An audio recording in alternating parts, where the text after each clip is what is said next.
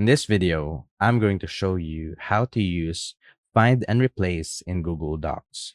So the first thing that we'll need to do is open up a document that we want to edit. So I'll be choosing this document right here.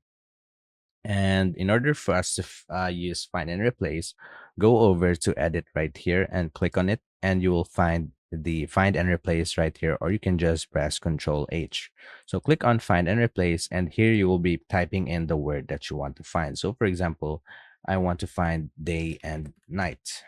So I have a word on the doc, or sorry, I have a word on the document. So I want to replace it with night and day.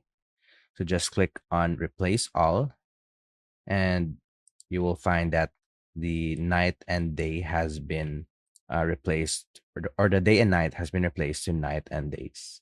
And that's about it. That's how to use find and replace in Google Docs. If you have any questions, please let me know down in the comments, and I'll do my best to help you out.